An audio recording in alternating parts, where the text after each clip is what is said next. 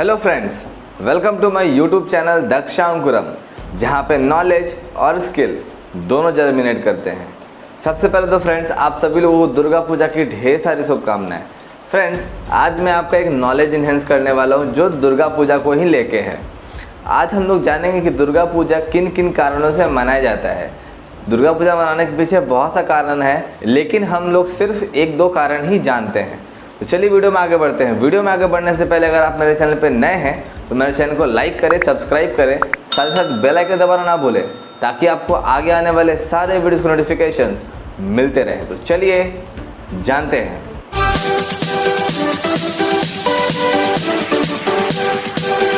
तो फ्रेंड्स, चलिए जानते हैं कि क्या क्या कारण है जिसे दुर्गा पूजा मनाया जाता है। सबसे पहला, victory of Ram over 10 headed Ravan. यह एक बहुत ही फेमस कहानी है, known to all of us. हम सभी लोग ये कहानी जानते हैं। सीता माँ जब रावण के द्वारा अपहरण कर ली गई, तब राम, उनके भाई लक्ष्मण, फॉलोअर हनुमान और वानर सेना ने रावण से युद्ध किया और रावण को पराजित कर दिया। और यह पराजय दशहरा के दिन ही हुआ था। कहा जाता है कि भगवान राम लंका जाने के पहले माता दुर्गा की पूजा अर्चना की थी। माँ दुर्गा, जो कि शक्ति की प्रतीक है, राम को उन्होंने आशीर्वाद दिया था और भगवान राम इसी कारण विजय हुए।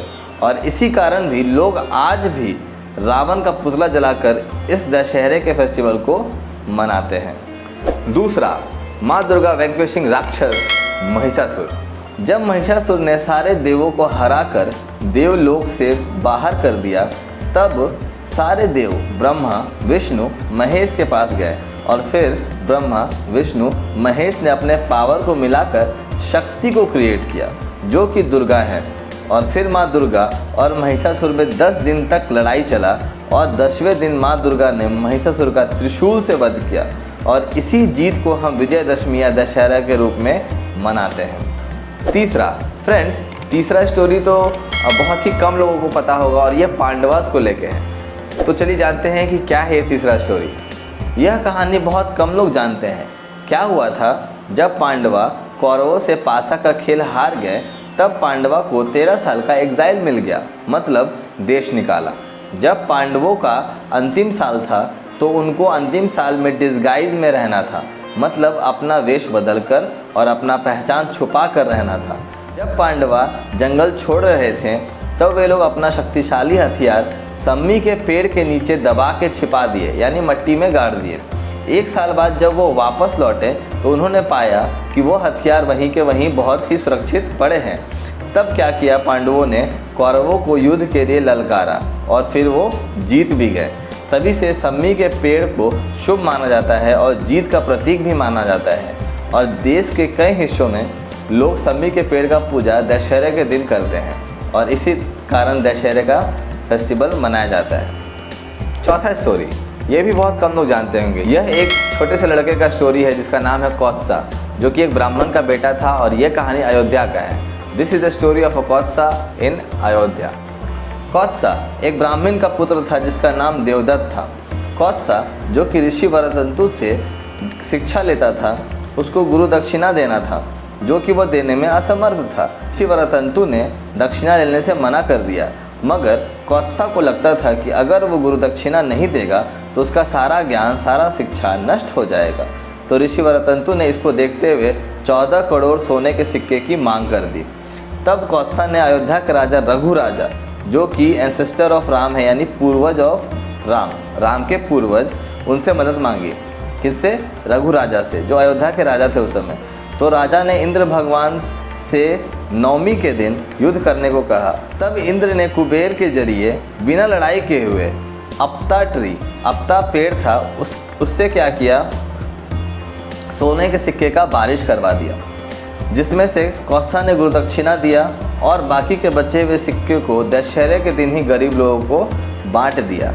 उसी समय से लोग अपता पेड़ के पत्तों को एक दूसरे को भेंट के तौर पर देते हैं और पत्तों को सिंबल ऑफ गोल्ड, यानी कि पत्तों को सोने का प्रतीक मानते हैं। और इसी कारण दशहरा भी धूमधाम से मनाया जाता है।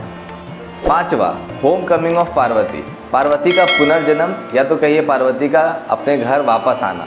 पार्वती अपने पहले जन्म में सती थी और सती ने क्या किया था, घोर तपस्या करके शंकर भगवान को खुश कर दिया था और फिर शंकर भगवान ने सती से शादी भी कर लिया था, जो कि सती के पिता को पसंद नहीं था। दक्ष प्रजापति जो सती के पिता थे, उन्होंने एक बार यज्ञ का आयोजन किया जिसमें शंकर जी को उन्होंने आमंत्रित नहीं किया। यह देखकर सती के अंदर अपमान की भावना जागी अपने पति के प्रति, और सती उसी यज्ञ में जल के अपने प्राण को त्याग कर दिया। यह देख शंकर जी सती को कंधे पर रखकर तांडव करने लगे, जिसे देख विष्णु भगवान ने एक उपाय किया और सती का पुनर्जन्म पार्वती के रूप में हुआ। तब से पार्वती दशहरे के दिन ही अपने पूर्व जन्म वाले माता पिता के पास मिलने जाती है, और इसलिए भी दुर्गा पूजा मनाया जाता है। छठा, लड़ाई का आरंभ होना इसी दिन, दशहरे वाले दिन, बिगिनिंग ऑफ वॉर सेशंस। चलिए देखते हैं क्या है। एंशिएंट टाइम में जब राजा थे, वे लोग क्या करते थे, दूसरे राज्य पर हमला करते थे। तो दूसरे राज्य पर हमला करने के लिए उनको अपने राज्य का सीमा को, बॉर्डर को क्रॉस करना पड़ता था, और वो लोग क्या करते थे, दशहरे के दिन को ही चुनते थे बॉर्डर को क्रॉस करने के लिए, और उस दिन को सीमोल्लंघन कहा जाता था। और फिर क्या करते थे, वो बगल वाले राज्य के राजा से लड़ाई करते थे।